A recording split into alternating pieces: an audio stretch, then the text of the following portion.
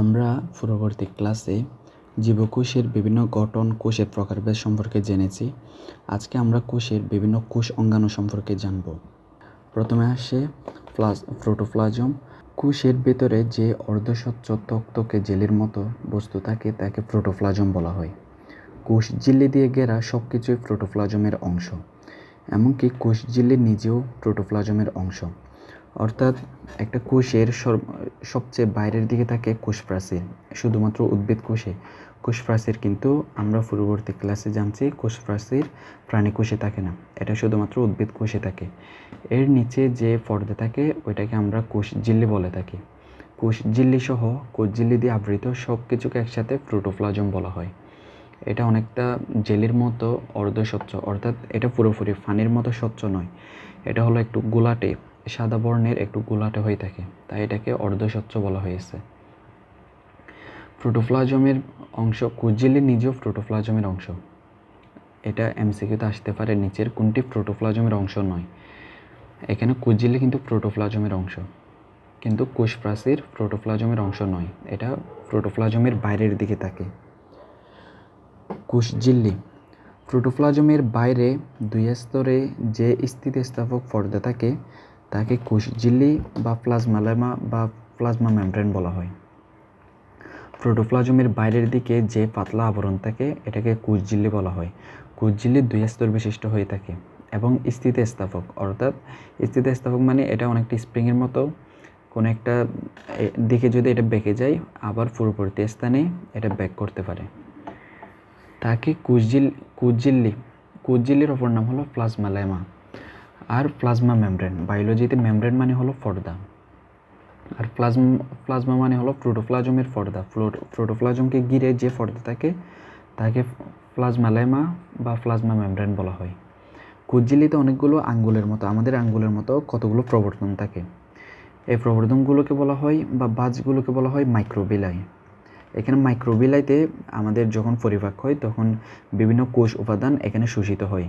বিভিন্ন খনিজ লবণ, পানি মাইক্রোভিলাইয়ের বিভিন্ন এখানে ফাঁক যেগুলো আছে ওইখান দিয়ে শোষিত হয়। কোষ ঝিল্লি সাধারণত লিপিড এবং প্রোটিন দিয়ে তৈরি।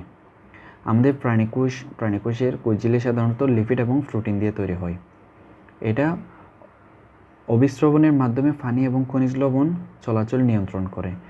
তবে এই কোষ ঝিল্লিটি হলো বৈষম্যবদ্ধ পর্দা। বৈষম্যবদ্ধ পর্দা হওয়ার কারণে এখানে সব কিছু চাইলেই প্রবেশ করা যায় না। এখানে কিছু জিনিস প্রবেশ করতে দিবে, আবার কিছু জিনিস প্রবেশ করতে দিবে না। এই জন্য এই পর্দাকে বলা হয় বৈষম্যবদ্ধ পর্দা। এখানে পানি এবং খনিজ লবণ চলাচল করতে পারবে, কিন্তু বাকি অন্য উপাদানগুলো বাইরে থেকে ভিতরে বা ভিতরে থেকে বাইরে আসতে পারবে না। সাইটোপ্লাজমীয় অঙ্গাণু আমাদের বাইরের দিকে থাকে কোষ প্রাচীর, এটা হলো শুধুমাত্র উদ্ভিদ কোষে।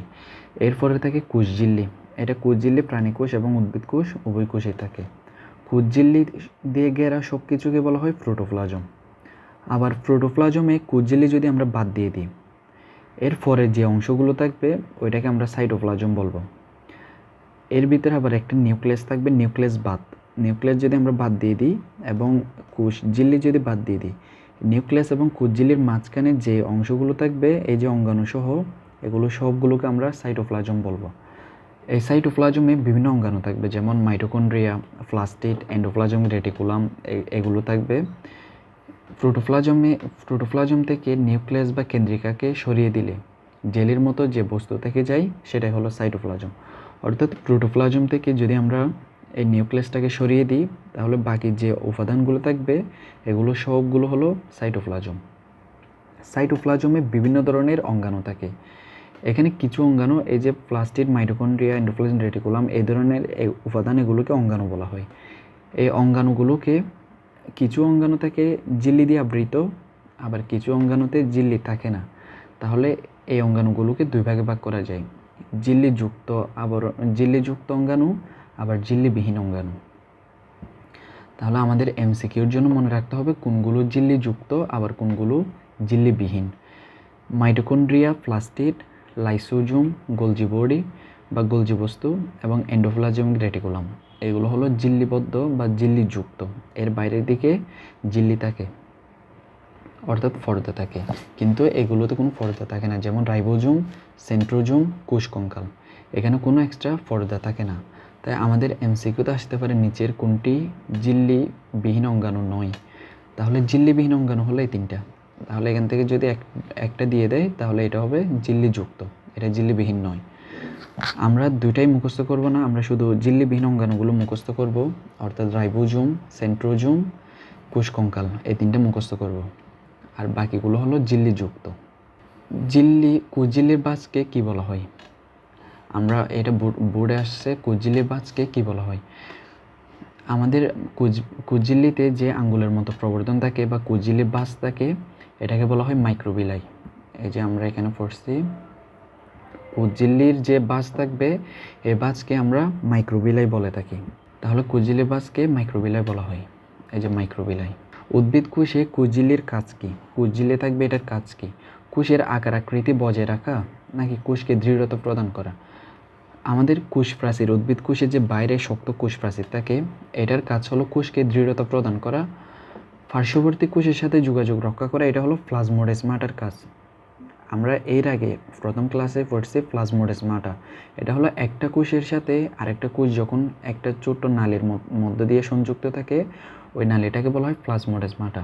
এটার মাধ্যমে পার্শ্ববর্তী কোষের সাথে যোগাযোগ রক্ষা করে, তারপর কোষকে দৃঢ়তা প্রদান করে, এটা হলো কোষ প্রাচীর। কোষের আকার আকৃতি বজায় রাখে, এটাও কোষ প্রাচীর। এগুলো আবার কোষ কঙ্কালও করে থাকে। কিন্তু উদ্ভিদ কোষে কুচঝিল্লির কাজ কী?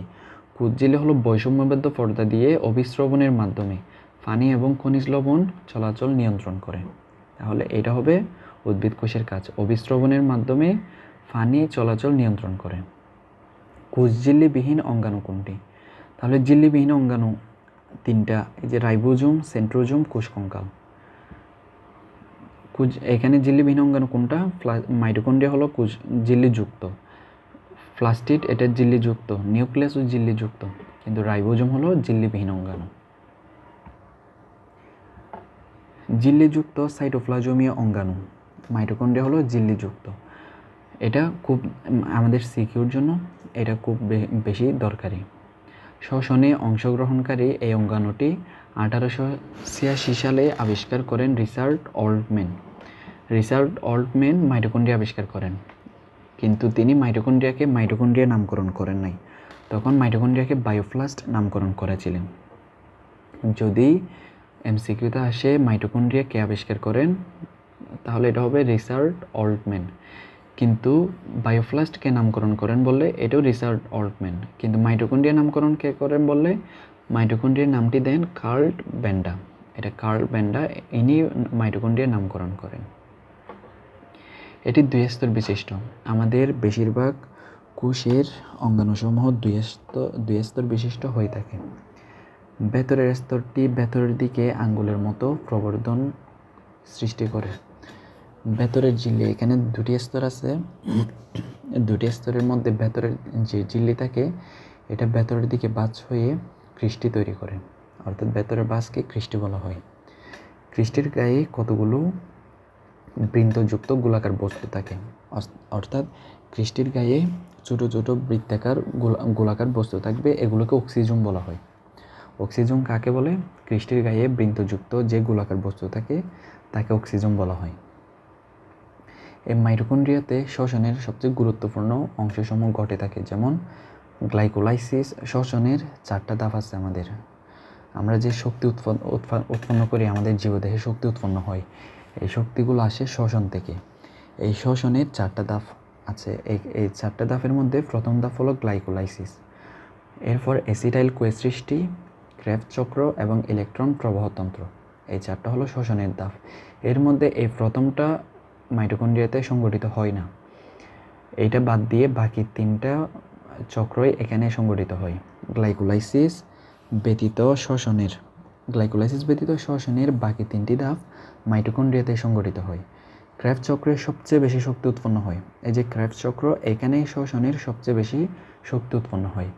এই ক্রেবস চক্রই সংগঠিত হয় কোথায়? মাইটোকন্ড্রিয়ায়। সেজন্য মাইটোকন্ড্রিয়াকে বলা হয় কোষের পাওয়ার হাউস। এটা আমাদের সিকিউর খ নাম্বার, অর্থাৎ অনুধাবনমূলক প্রশ্নে এটা আসবে। কোষকে মাইটোকন্ড্রিয়াকে কোষের পাওয়ার হাউস বলা হয় কেন?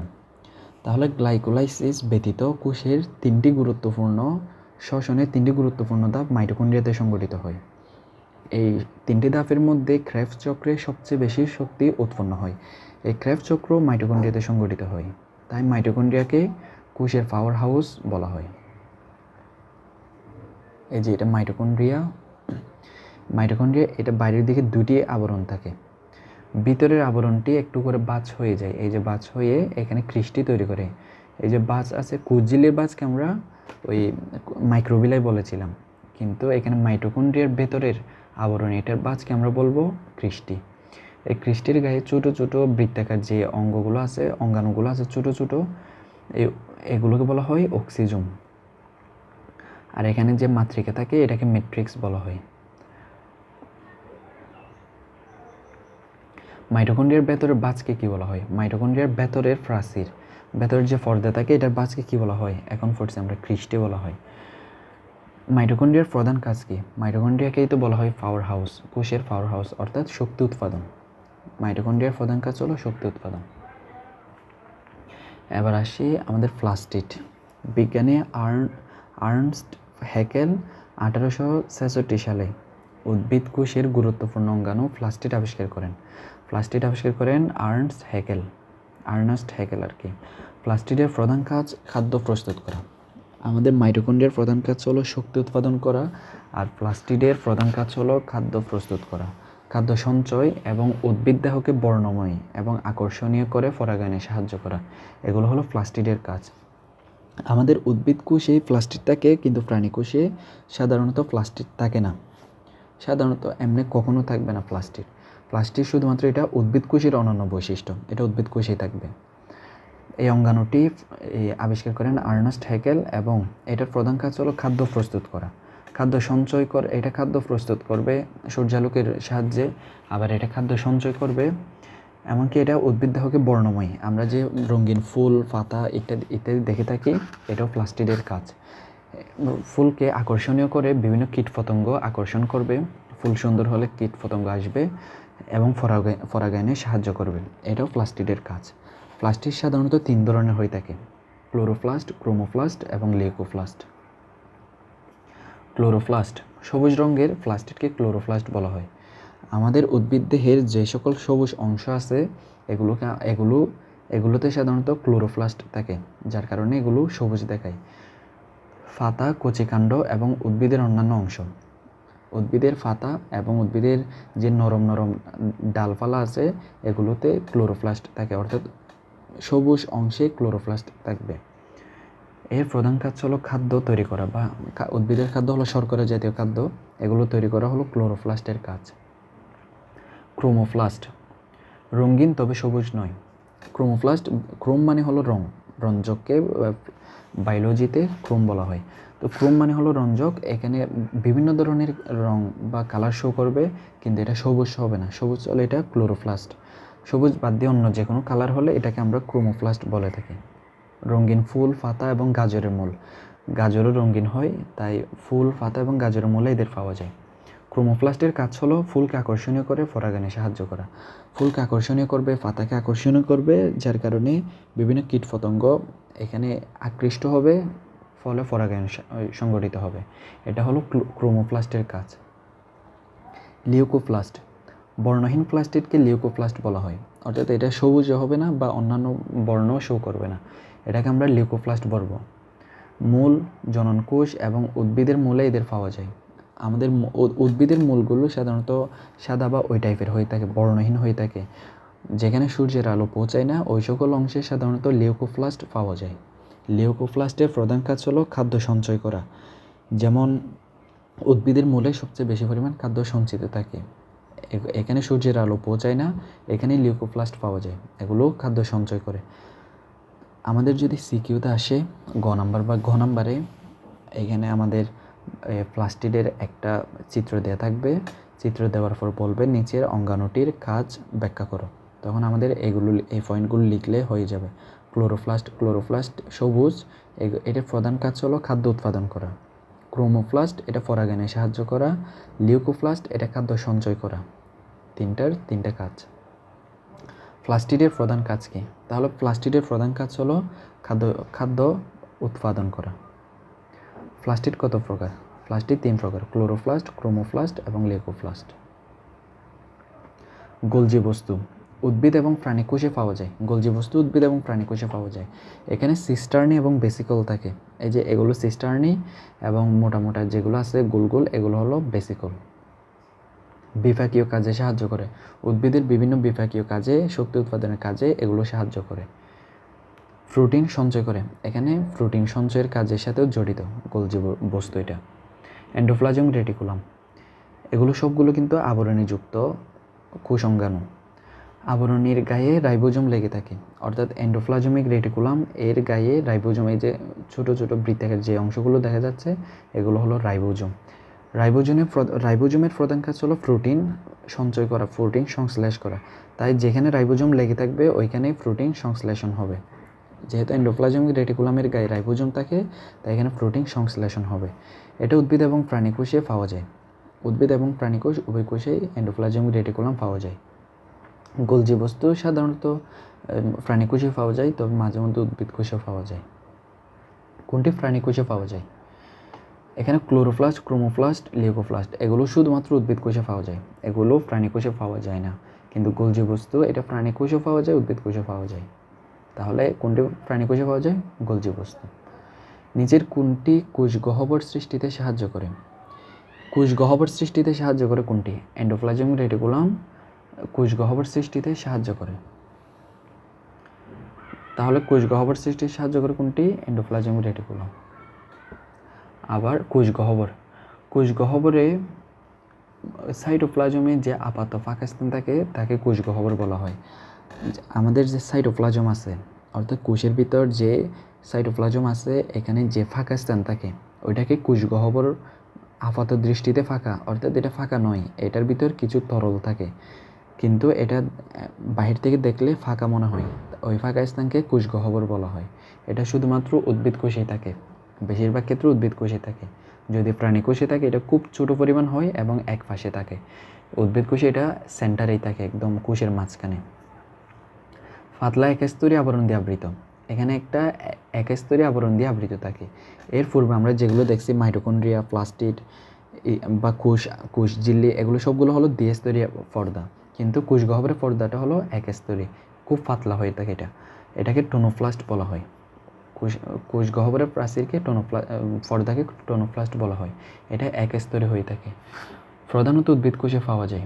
কোষ রস ধারণ করে, এর ভিতর রস থাকে, এগুলোকে কোষ রস বলা হয়। কোষের অভ্যন্তরে পিএইচ রক্ষা করে। এটা পিএইচ মানে হলো অ্যাসিড এবং ক্ষারের, এটা রসায়নের অংশ, রসায়নের নবম চ্যাপ্টারে পড়া হয়। এটা অ্যাসিড এবং ক্ষারের ভারসাম্য রক্ষা করবে, অর্থাৎ অ্যাসিড যদি বেড়ে যায় কোষের ভিতর তখন এটা ক্ষার রিলিজ করার মাধ্যমে অ্যাসিড কমাই দিবে। আবার যদি ক্ষার বেড়ে যায় তখন অ্যাসিড রিলিজ করার মাধ্যমে ক্ষারের পরিমাণ কমাই দিবে, অর্থাৎ এটা পিএইচ রক্ষা করবে। লাইসোজোম হলো অনেকটা আমাদের দেশে সেনাবাহিনী আছে না, সেনাবাহিনীর মতো। কোষের ভিতর যদি কোনো ধরনের বাইরের কোনো বস্তু বা কোনো ধরনের যদি শত্রু প্রবেশ করে তখন এটা তার ফোর্স নিয়ে হামলা করবে এবং ওই জীবাণুকে ধ্বংস করবে। এটা লিপিড আবরণ দিয়ে আবৃত। আমাদের যত আবরণী আছে বেশিরভাগ প্রোটিন এবং লিপিড আবরণ দিয়ে আবৃত হয়। লাইসোজোম লিপিড আবরণ দিয়ে আবৃত। লাইসোজোমে ফেগোসাইটোসিস প্রক্রিয়ায় জীবকোষকে জীবাণুর হাত থেকে রক্ষা করে। ফেগোসাইটোসিস হলো যে প্রক্রিয়ায় কোনো একটি জীবকোষকে জীবাণুর হাত থেকে রক্ষা করে তাকে বলা হয় ফেগোসাইটোসিস। লাইসোজোমকে সুসাইডাল স্কোয়াড বলা হয়, অর্থাৎ এটা প্রয়োজনে নিজে সুসাইড করতে পারে। যেমন কোনো একটা জীবাণু যদি কোষের ভেতর প্রবেশ করে তখন ওই জীবাণুকে মারার জন্য লাইসোজোম নিজেও আহত হয় এবং ওই জীবাণুকে মেরে ফেলে। জীবাণুকে মেরে ফেলার পর নিজেও হয়তো আহত হয়ে মারা যেতে পারে, এই জন্য এটাকে সুসাইডাল স্কোয়াড বলা হয়। কোষকঙ্কাল। কোষের সাইটোপ্লাজমে প্রোটিন নির্মিত যে জালিকা আকৃতির জটিল গঠন দেখা যায় তাকে কোষকঙ্কাল বলা হয়। এটা কোষের ভেতর জালিকা আকৃতির শক্ত কতগুলো গঠন থাকে, এগুলো কোষকঙ্কাল বলা হয়। এগুলো কোষের বিভিন্ন আকার আকৃতি ধারণ করে কোষকে দৃঢ়তা প্রদান করতে সাহায্য করে। কোষের ভেতর যদি কোনো শক্ত কোনো কিছু না থাকে, এটা তো অনেক নরম হয়ে যাবে। বেলুনের মধ্যে পানি ঢোকালে যেরকম হবে ওরকম নরম হয়ে যাবে। এই জন্য এখানে শক্ত কিছু আবরণ থাকে, শক্ত জালিকা থাকে, ওগুলোকে কোষকঙ্কাল বলা হয়। কোষকঙ্কাল সাধারণত 3 ধরনের হয়ে থাকে: মাইক্রোটিউবিউলস, মাইক্রোফিলামেন্ট এবং ইন্টারমিডিয়েট ফিলামেন্ট। রাইবোজোম আদি কোষ এবং প্রকৃত কোষে পাওয়া যায়। কোষকঙ্কাল এবং রাইবোজোম এগুলো হলো পর্দাবিহীন, অর্থাৎ এখানে কোনো ঝিল্লি দিয়ে আবৃত থাকে না, এগুলো ঝিল্লিবিহীন। আদিকোষ এবং প্রকৃত কোষে পাওয়া যায়। আদিকোষ অর্থাৎ ব্যাকটেরিয়া সহ সবগুলো কোষেই রাইবোজোম পাওয়া যাবে। এদের প্রধান কাজ হলো প্রোটিন সংশ্লেষণ। যেখানে রাইবোজোম থাকবে ওইখানে প্রোটিন সংশ্লেষণ হবে। বাইরের কোনো পর্দা থাকে না, এটা ঝিল্লিবিহীন। কোষকঙ্কালও ঝিল্লিবিহীন। সেন্ট্রোজোম এটাও ঝিল্লিবিহীন অঙ্গাণু। এই তিনটা হলো ঝিল্লিবিহীন অঙ্গাণু। প্রধানত প্রাণীকোষে পাওয়া যায়। সেন্ট্রোজোম সাধারণত প্রাণীকোষে পাওয়া যায়। প্রাণীকোষের নিউক্লিয়াসের পাশে যে নলাকার দুটি বস্তু থাকে তাদেরকে সেন্ট্রিওল বলা হয়। এগুলো প্রাণীকোষের নিউক্লিয়াসের কাছেই থাকবে, নলাকার দুটি বস্তু। এর বাইরের দিকে কতগুলো তরল দিয়ে পূর্ণ থাকবে এবং একটি ঝিল্লি দিয়ে আবৃত থাকবে। সেন্ট্রিওল এটা হলো সেন্ট্রিওল। এই যে দুটি নলাকার এগুলো হলো সেন্ট্রিওল। সেন্ট্রিওলের চারপাশে তরলকে সেন্ট্রোস্পিয়ার বলা হয়। সেন্ট্রিওলের চারপাশে যে গাঢ় তরল থাকবে এগুলোকে সেন্ট্রোস্পিয়ার বলা হয়। সেন্ট্রোস্পিয়ার এবং সেন্ট্রিওল, এই যে সেন্ট্রিওল এবং সেন্ট্রোস্পিয়ার এগুলোকে একসাথে বলা হয় সেন্ট্রোজোম। কোষকে জীবাণুর হাত থেকে রক্ষা করে কোনটি? এটা লাইসোজোমের কাজ। লাইসোজোম ফেগোসাইটোসিস প্রক্রিয়ায় কোষকে জীবাণুর হাত থেকে রক্ষা করে। নিচের কোনটি প্রোটিন সংশ্লেষণ করে? রাইবোজোম প্রোটিন সংশ্লেষণ করে। রাইবোজোম যেখানে থাকবে ওইখানে প্রোটিন সংশ্লেষণ হবে। যেমন এন্ডোপ্লাজম রেটিকুলামে থাকবে ওইখানেও প্রোটিন সংশ্লেষণ হবে। তাহলে আজকে এতটুকুই। পরবর্তী আমরা নিউক্লিয়াস নিয়ে আলোচনা করব। পরবর্তী কোষের বিভিন্ন প্রকারভেদ আলোচনা হয়ে গেছে। কোষের বিভিন্ন কাজ এবং নিউক্লিয়াস নিয়ে আমরা পরবর্তী ক্লাসে আলোচনা করব।